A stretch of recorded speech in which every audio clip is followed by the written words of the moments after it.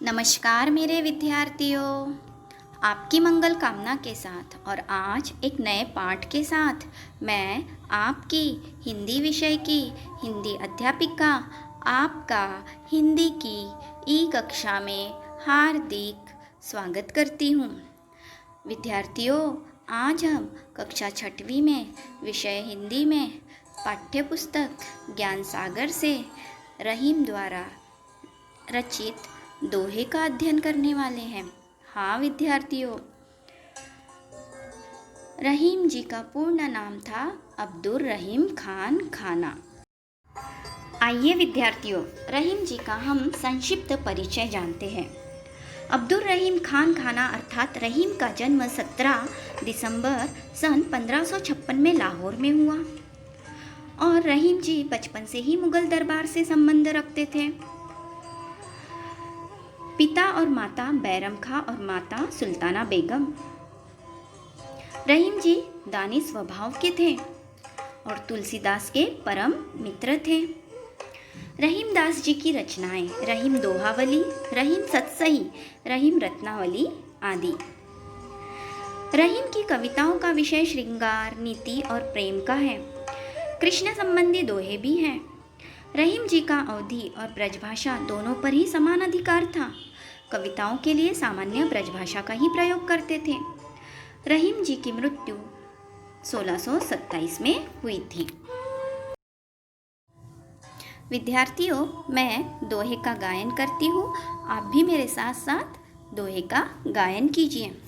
रहीमन वे नर मर चुके, जे कहु मांगन जाही, उनते पहले वे मुए, जिन मुख निकसत नाही, रहीमन जिन मुख निकसत नाही।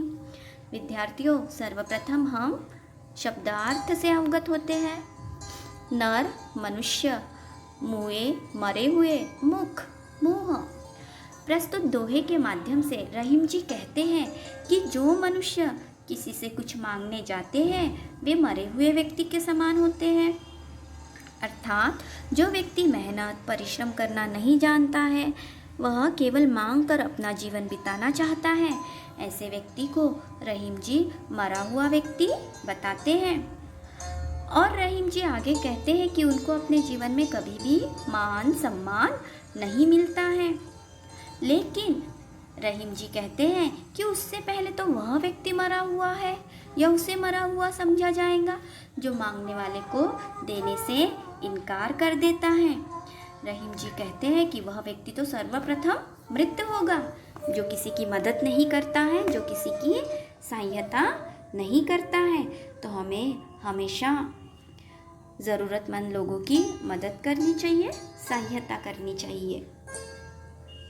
आगे, दोनों रहीमन एक से, जो लो बोलत नाही, जान परत है काक पीक, ऋतु बसंत के माही, रहीमन ऋतु बसंत के माही।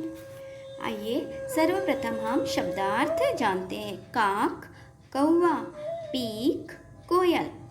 प्रस्तुत दोहे के माध्यम से रहीम जी कहते हैं कि कौवा और कोयल रंग में तो एक समान होते हैं, दोनों काले नजर आते हैं, लेकिन जब तक उनकी आवाज़ न सुनाई दे तब तक उनकी पहचान नहीं होती है। हाँ विद्यार्थियों, कोयल और कौवा दोनों काले होते हैं, हम अंतर भी नहीं कर पाते हैं कि कौन कोयल है और कौन कौवा है। लेकिन जब बसंत ऋतु आती है और कोयल अपने मधुर तान छोड़ती है, तब हम दोनों में अंतर पता चलता है और कौन कौवा होता है, कौन कोयल है। इन दोहों का भाव यही है कि मनुष्य की पहचान कभी उसके रूप, रंग, आकार, वेशभूषा से नहीं की जाती है। उसकी पहचान तो उसके गुणों से हमें करनी चाहिए। विद्यार्थियों, आशा करती हूँ कि आपको यह अवश्य समझ में आया। अब जल्दी से अपनी कॉपी और पेन लेकर आइए। हाँ, गृहपाठ। दोहे से आपको अनुस्वार, अनुनासिक, नुक्ता शब्द लिखना है। मुझे आशा है और विश्वास भी है कि आप यह गृहपाठ अवश्य पूर्ण करेंगे। अब मैं इसी के साथ इसके दूसरे भाग के साथ आपसे पुनः मिलने आती हूँ। धन्यवाद।